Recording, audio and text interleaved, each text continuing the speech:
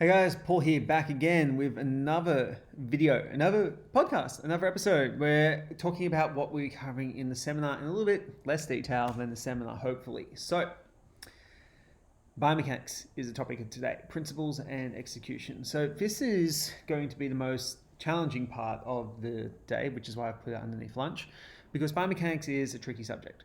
So the reason why we need to understand biomechanics is so we can understand a couple of things. We need to understand the most efficient way to perform lifts for the goal of strength. So biomechanic principles can be used to basically shorten the distance the bar or the load has to travel to allow the person to lift the most amount of weight in the shortest range of motion, which, pardon me, is advantageous for things like powerlifting performance. We need to understand biomechanics principles for hypertrophy training, so we can understand how to best align the muscle up with the line of gravity, with the line of pull of its muscle, muscle fibers, its fiber orientation and direction, to allow us to create the greatest stimulus in the muscle with the least amount of fatigue on the nervous system and on the joints. We want to basically use biomechanical principles as well for rehabilitation type purposes to figure out why there is an overload of stress at a certain joint, at a certain part of the body. So when we come to rehab, it's really the most important thing is load management.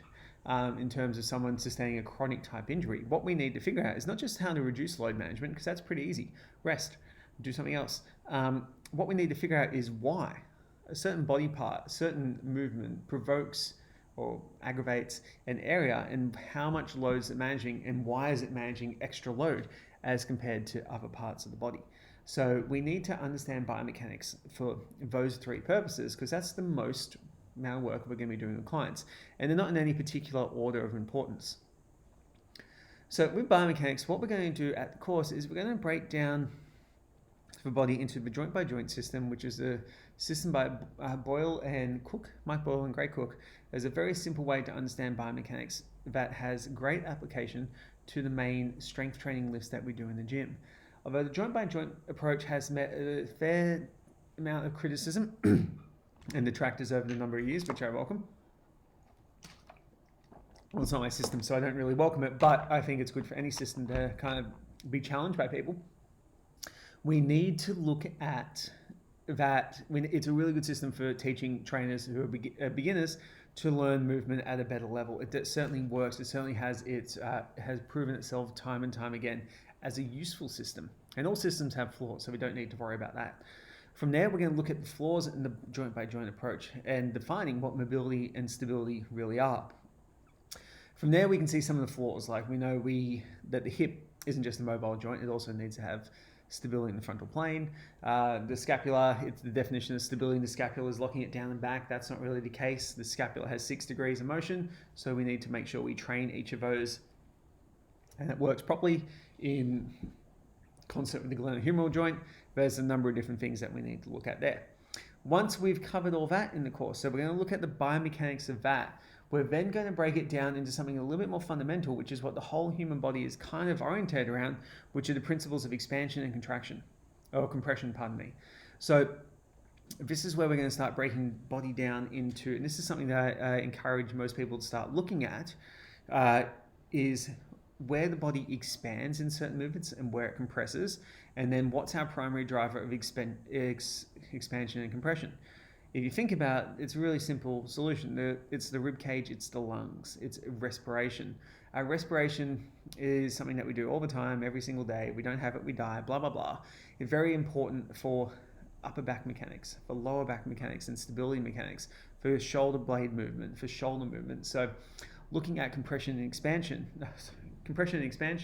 and their place in exercise and their place in movement and then their place in the gait cycle and how the gait cycle works, we get walking and breathing down point. We can then break the principles down from that, from a biomechanical perspective, and then apply that to our traditional or our more unique resistance training exercises.